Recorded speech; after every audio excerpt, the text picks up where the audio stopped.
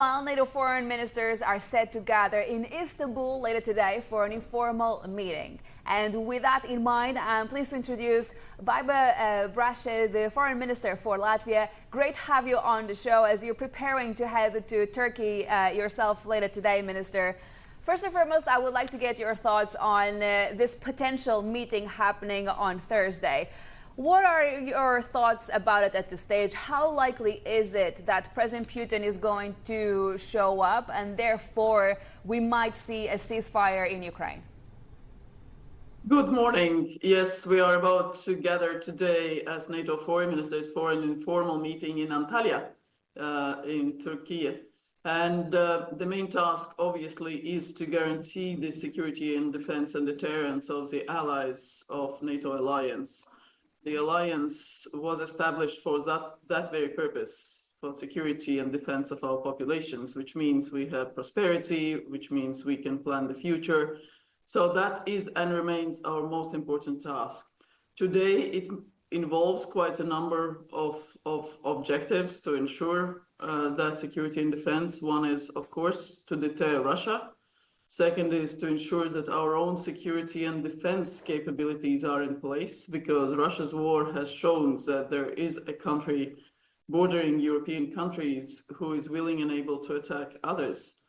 And therefore, we need to raise defense spending, we need to strengthen internal security, and we need to help and support Ukraine, because Ukraine is fighting for the United Charter's principle of self-defense. That's the UN Charter, Article 51. That's the same article on which NATO was established. So there is a very inherent feeling among the allies that we are standing up for international laws, that we are standing up for the UN Charter and the principles of that when we are assisting Ukraine. So that is a whole set how we approach the current situation. So of course, everybody wants peace, especially Ukraine wants peace. And President it is a complicated approach, times. Minister. Apologies for interrupting, but I'm trying to understand, therefore, what should we expect from the meeting happening within NATO's foreign affairs ministers later in Turkey?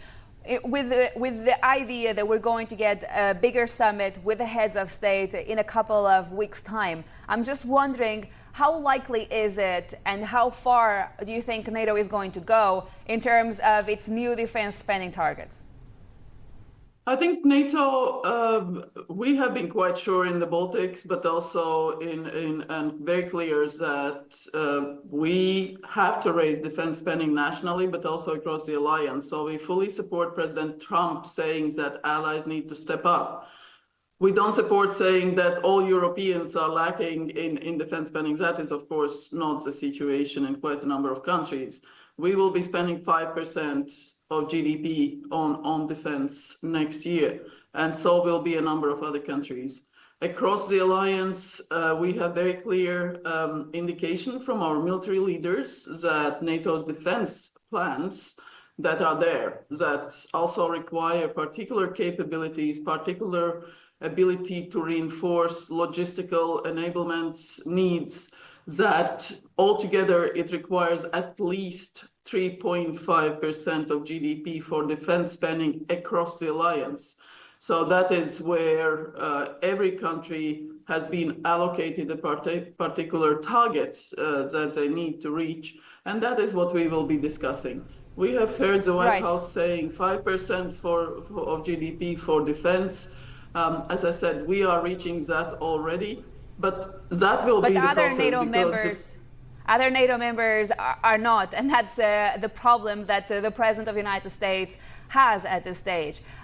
It's interesting that you mentioned 3.5% there. I saw remarks from Mark Rutte suggesting that that could actually be the new ceiling for NATO going forward.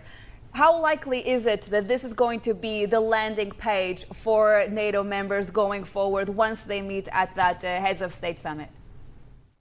We will see. I mean, the allies, as I said, there is our military leaders have put forward a very practical sort of approach for the political leaders. There's military advice, and political leaders will have to discuss and accept it or modify it, and so on and so forth.